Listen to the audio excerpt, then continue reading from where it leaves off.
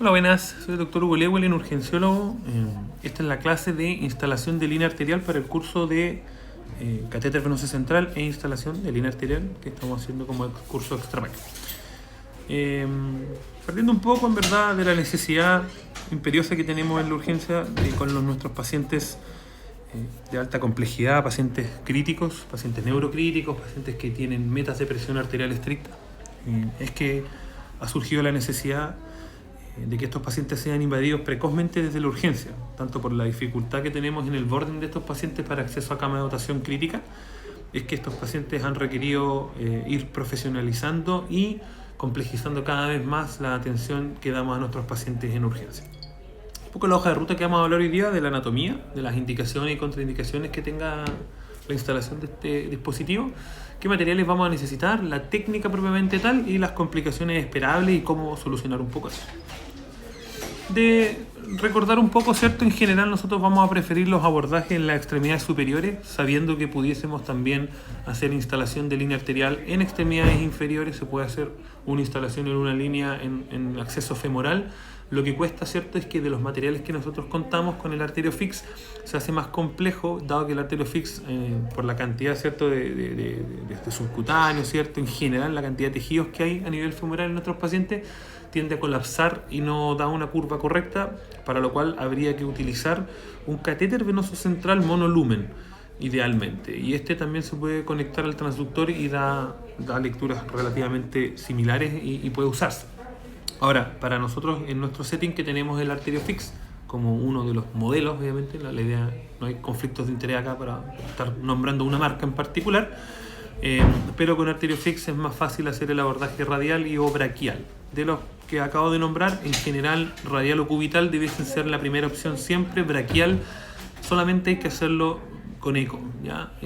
¿Cuál es la razón de esto? Si se fijan, a nivel, si uno tiene radial, ¿cierto?, estamos hablando de circulación final, circulación distal de la mano, tienes tanto la radial como la cubital que te van a dar, ¿cierto?, la irrigación por colateral y por varias cosas en general, pero es la circulación final que tiene la mano. Entonces uno, dentro de lo que tiene que reconocer como estructura anatómica, es cuál de las dos arterias, tanto braquial o cubital, son las que dan mayor riego a la mano. Y para eso es que hacemos el test de Allen, que es algo que vamos a hablar un poquito más adelante, para saber si es que en el fondo tiene o no déficit de alguna de ambas dos, porque si tiene una de las dos que está muy hipoplásica, en general vamos a intentar ocupar la otra extremidad.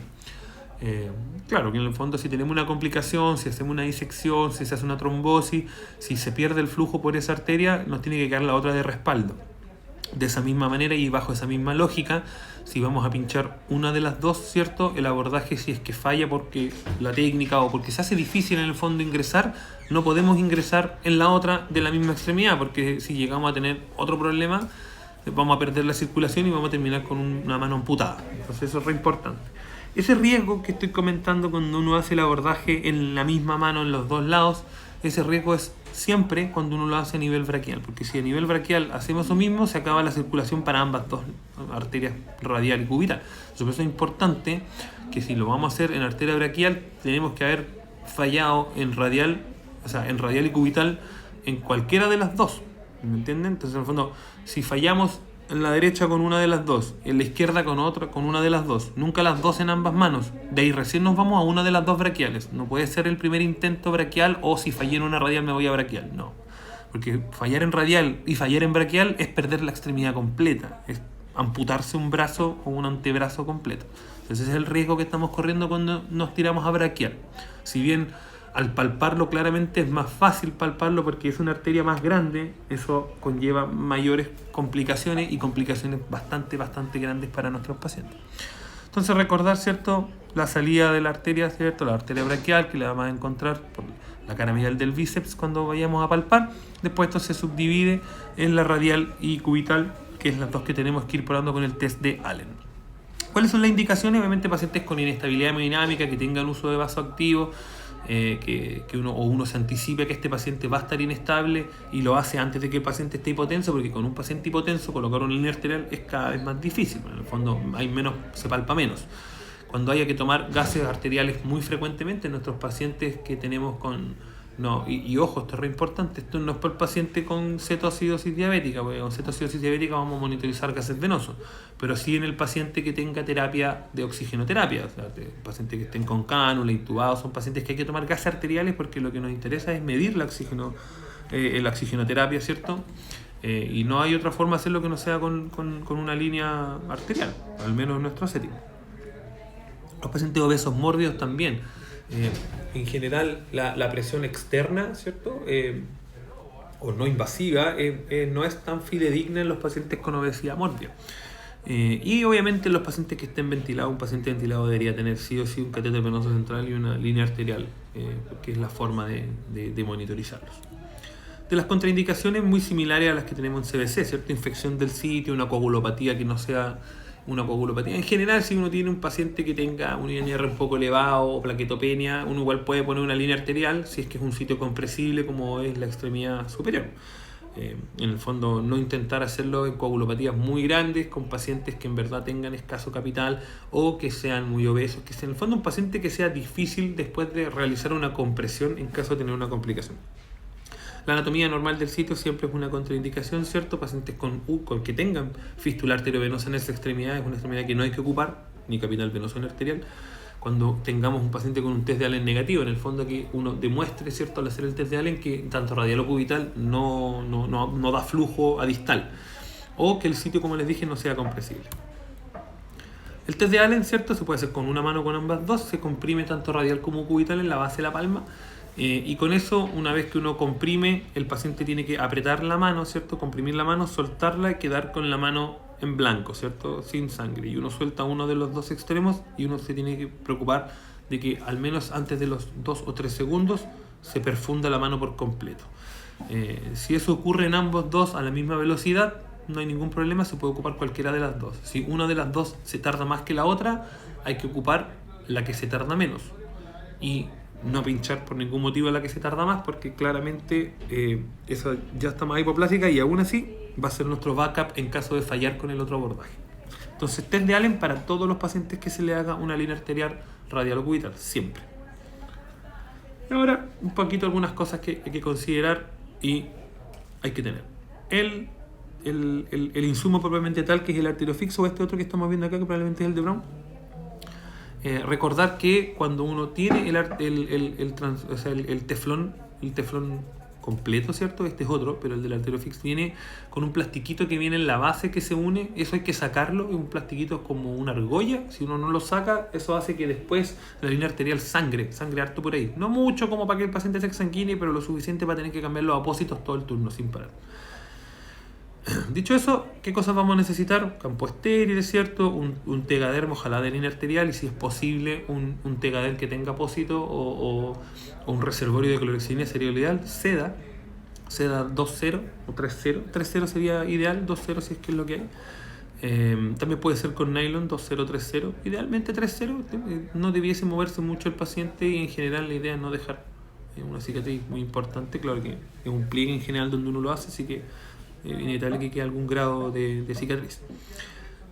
Una riñonera, ¿cierto? Un kit de suturas, y con esto uno ya debería más el kit de arteriofix o de Brown o de la marca que sea de línea arterial, debemos estar más o menos listo para la instalación. Obviamente antes de tener y partir con la instalación, uno debería ya dejar listo, ¿cierto? Y flashado todo lo que es el circuito de conexión, ver que tengamos los cables, ver que el apurador de suero se conecta al suero, que logre llegar a los 300 milímetros de mercurio y que no se le baje la presión, y tener flashado todo eso, cosa que al momento de estar listo, uno llegar y conectarse al arteriofix, porque cuando ya está instalada la línea arterial, hay que dejarla sangrar, no es que haya que taparla con el dedo para que no sangre, uno tiene que poner un apósito grande por adelante y dejar que sangre sin parar, que sangre, porque en el fondo, si uno lo para un segundo, recordad que la sangre arterial se coagula extremadamente rápido. La hemostasia primaria con las plaquetas en las arterias es rapidísimo, entonces es muy fácil que se les tape la punta del arteriofix de la marca que estén ocupando,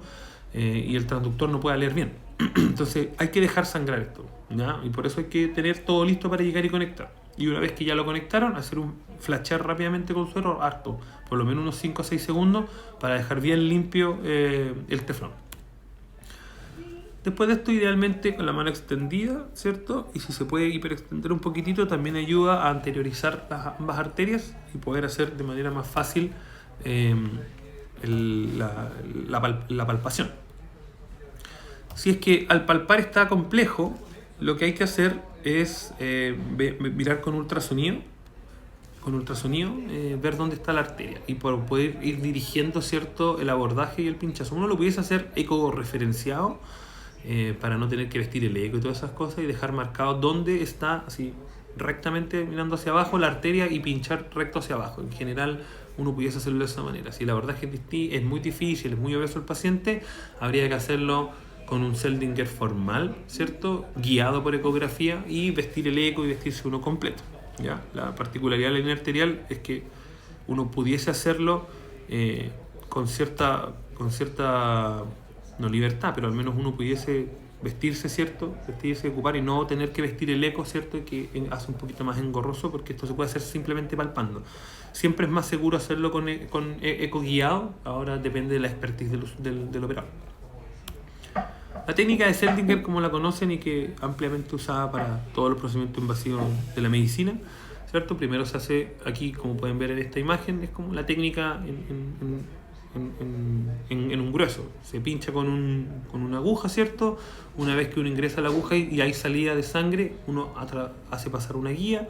La guía la colocamos hasta que llegamos al vaso. Después de eso retiramos la aguja dejando la guía puesta.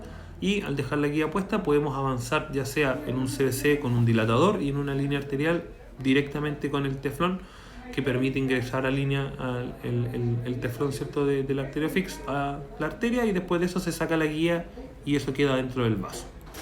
Lo mismo ocurre con el Seldinger, que lo hacemos para catéter venoso central. Es lo mismo, la técnica es la misma, se funciona con una aguja, ¿cierto? Se absorbe la sangre, después de eso se le saca la jeringa, y al sacar la jeringa, lo mismo, está saliendo sangre, se hace avanzar una guía. Después de pasar la guía se saca la jeringa, y con la guía, particularmente cuando uno lo hace en un CBC, hay que dilatar un poquito o hacer un corte en piel para después avanzar un dilatador, y luego de eso del dilatador sacar el dilatador, dejar la guía y colocar finalmente el catéter venoso central, que es lo que se ve acá. ¿Por qué es importante saber estos pasos? Porque si vamos a hacer un abordaje femoral, lo más probable es que terminemos ocupando un catéter venoso central. Monolumen sería lo ideal, pero también se puede usar un trilumen, que obviamente es un gasto de más, porque en verdad vamos a perder dos ramas, pero ante la eventualidad y la necesidad de nuestros pacientes vamos a hacerlo de esa manera. Y si lo vamos a hacer de esta manera, vamos a hacer la instalación común y corriente por técnica del Seldinger, y este es abordaje femoral, ¿ya? En cuyo caso igual hay que dilatar. Si uno, a pesar de que uno no quiere nunca dilatar una arteria, hay que dilatar, porque si no, a través del trayecto se puede romper la punta del catéter y no vamos a llegar al vaso. Y una vez que eso ya ocurra, vamos a ocupar el lumen más distal, ¿cierto?, que sería el de la rama café, si es que estamos ocupando el marcabarro, o el que estemos ocupando, pero el lumen distal. No sirven los laterales porque no miden la presión de forma directa, no les llega la sangre de frente, entonces no va a medir bien el transductor. Y obviamente eso los vamos a dejar idealmente todo flachado con solución fisiológica, bien cerrados para que no se llenen de sangre, pero de todas maneras, si se llegaran a obliterarse, o sea, se llegan a coagular o tapar, son dos accesos, porque de los 3 lúmenes que tienen, son 2 lúmenes que no deberíamos ocupar para nada. Ya no los deberíamos ocupar ni para pasar suero ni para nada, son cosas que no vamos a ocupar, vamos a ocupar solamente el lumen distal. De las complicaciones, la más común que vamos a encontrar es el dolor, ¿cierto? La arteria radial está muy bien inervada. Trombosis e isquemia distal, que es de los más comunes también, ¿ya? Se genera, cada vez que punciona una arteria se genera un trombo por hemostasia primaria, y eso, si es lo suficientemente grande o no se disuelve rápidamente, eso migra a distal, emboliza y va a tapar, y todo lo que tape para allá no le va a llegar más sangre. Por eso es importante hacer el test de Allen, para que tengamos un backup de la otra arteria que nos permita hacer una circulación por colateral. Sitio de punción puede infectarse, y por eso es importante todo hacerlo bajo técnica séptica con clorhexidina. Embolía aérea también es común, es más común en catéter venoso central, no significa que no pueda pasar en arteria. Un hematoma compresivo o un hematoma retroperitoneal en caso de una punción femoral, una perforación vesical, nuevamente también puede pasar en caso de punción femoral. pero el hematoma compresivo es más importante, y además del hematoma compresivo para nosotros sería el compartimental que pudiese ocurrir en el antebrazo en caso de un pinchazo y que genere un hematoma que empiece a disecar plano. Fístula arteriovenosa pudiese ocurrir claramente, es menos probable, ¿cierto? Pseudoaneurisma, disección arterial y fístulas arteriovenosas. Entonces es importante que si uno no palpa muy bien, no intentar hacerlo a ciegas, ¿ya? Por mucho que sea no, yo recuerdo la anatomía. Si uno no palpa bien, hay que ocupar el ecógrafo y hacer la vestimenta completa, obviamente, como es debido. ¿Cómo vamos a hacer el cero de la línea? Una vez que ya tenemos conectado, ¿cierto? Logramos hacer la inserción y tenemos conectado esto a nuestro transductor, el suelo con el apurador, ¿cierto? 300 milímetros de mercurio, y esto pensando en que con 300 milímetros de mercurio idealmente no debería pasar, ¿cierto?, que el paciente tenga presiones mayores a 300, por eso que lo dejamos en 300 milímetros de mercurio. De esta manera nos aseguramos de que todo el circuito, incluido el arteriofix, siempre tengan presencia de solución fisiológica. Y a la solución fisiológica, ¿cierto?, que tenemos el cloruro de sodio, se le puede colocar también un poquito de heparina, y con eso nos asegura que no se coagule y no se tape en el fondo. No es mucho lo que hay que colocar. Pero de todas maneras pudiese ser sin heparina también, no necesariamente tiene que estar heparinizado. Pero una vez que ya tenemos conectado, ¿cierto?, tenemos esta llave de 3 pasos que está en el transductor propiamente tal, que es esto que están viendo acá, esto de color verde, es el transductor. Y tenemos una llave de 3 pasos. Uno da al ambiente, otro da al paciente y otro da al suero. Entonces cuando ya tengamos esto conectado, lo que vamos a hacer es cerrar la llave hacia el paciente y dejarla abierta hacia el ambiente. No es necesario sacar la tapa porque estas tapas vienen con una fenestración, vienen con un hoyito en la punta que permite igual pasar el aire. Si no lo traen, si es como la que está en esta imagen que se ve que no tiene el hoyito, hay que sacarla para que en el fondo llegue la presión atmosférica. Y ahí uno en la máquina toca en el monitor donde está la línea arterial y hay un botón que dice puesta a 0 o 0 simplemente. Y uno lo toca y te va a decir, tiene que llegar a 0 y aparecer un 0, o que te mande un mensaje que diga puesta en 0 realizada en tal hora, y después de eso simplemente hay que volver a abrir esto, cerrarlo, la llave de 3 pasos hacia el ambiente y dejarla abierta hacia el paciente, y con eso ya tenemos la curva. ¿Cuáles son las curvas que vamos a encontrar? Si uno tuviera puesto esto en la raíz aórtica, va a ser esta curva subclavia, axilar, braquial, radial y diabraquial, ¿cierto? O radial. Deberíamos empezar a tener la curva dicrótica, que es la que estamos acostumbrados a ver, ¿ya? Lo mismo con arteria femoral, y si uno pudiese ocupar la dorsal del pie, que también se puede ocupar hasta pedia, vamos a tener curvas pero no dicróticas, pero es la que deberíamos ir encontrando. Después de esto uno debiese siempre, al momento de instalar, porque en el fondo ya tenemos puesto la línea arterial, tenemos todo conectado, y ahora viene la siguiente pregunta. El transductor, que es lo que en verdad mide la presión, ¿está bueno o está malo? ¿Cuándo hay que cambiarlo? ¿Se cambia o no se cambia? Y eso lo vamos a hacer con el test de onda cuadrada.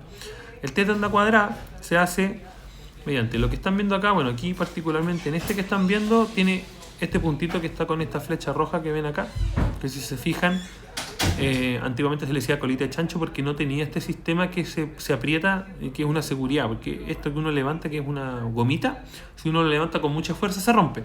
Entonces lo que hicieron fue a ponerle este otro plástico que no hay cómo sobre distenderlo. En el fondo no hay una posibilidad de tirarlo mucho porque esto no llega más allá.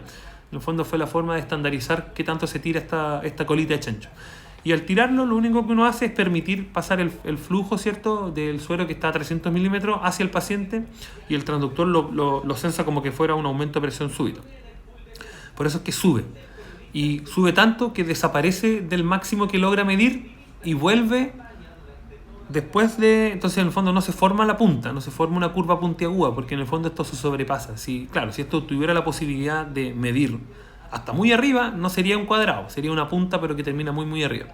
Entonces se le llama test de onda cuadrada. Cuando uno hace esto, que tiene que ser no más de un segundo de levantar la colita de chancho, ¿cierto?, o dejar pasar el suero rápido a altas presiones, esto va a hacer que pase fuerte el suero y se devuelva rápido con la presión de la sangre, y eso hace que rebote el transductor adentro, que es el que está midiendo, que es muy similar a un tímpano, por decirlo de alguna manera. Y esto rebota, queda saltando. ¿Cuánto tiene que saltar o cuánto tiene que rebotar? Y esto es lo normal. Lo normal es que, para amortiguar bien, suba y baje no más de 1,5 a 2 veces o 2 oscilaciones. Una vez que esto, si se fijan acá, esto sube,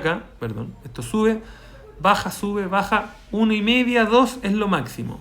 Si rebota mucho o no rebota nada, está malo, ¿ya? Y eso es para saber si el transductor está malo. Y ahí en ese caso no hay que cambiar el Artifice, hay que desconectarlo, dejarlo que sangre por mientras, como les hemos dicho, mientras se cambia el transductor en sí, ¿ya? El transductor en sí. Cuando la curva está normal, los valores de presión tanto sistólica como diastólica y de PAM están buenas, hay que creerle a todo. ¿Cuándo hay que cambiarlo? En ambos dos casos que esté o hiperresonante o muy amortiguado. ¿Qué significa hiperresonante? Significa que este tímpano que yo les estaba explicando está demasiado blando. Y al estar demasiado blando, con una presión baja, va a subir mucho y el transductor va a pensar que la presión está muy alta cuando en verdad el tímpano propiamente tal está muy blando. Y lo mismo con la presión arterial, la diastólica. Con presiones que están relativamente buenas, va a pensar que está muy baja, ¿ya? Solo porque está muy blando el tímpano en sí. Y cuando está demasiado duro, va a pensar que está todo bajo, va a pensar que la presión sistólica está muy baja porque una presión de 200 va a empujar ese transductor como si fuera una de 100. Entonces uno va a creer de manera errada que el paciente puede estar hipotenso. Y eso ocurre cuando no hay ninguna oscilación y cuando hay mucha oscilación. En ambas dos, uno debiese cambiarlo. En la hiperresonante, técnicamente, como para arriba o para abajo, están relativamente o muy alta o muy baja, pero la PAM debería mantenerse probablemente tal, pero aún así no hay que creerle a nada. Ahí deberíamos cambiarlo. ¿Y eso cuándo hay que hacerlo? Ojalá cada 6 horas, unas 2 veces en el turno. Cuando llegamos a turno, a la mitad del turno y al salir, si es que el paciente sigue con nosotros. Eso. Así que, bueno, espero que con esto hayamos ganado un poquito más sobre técnicas de instalación de accesos. Les agradezco por la atención y espero que nos veamos en los turnos y colocando líneas arteriales como es debido. Un abrazo a todos y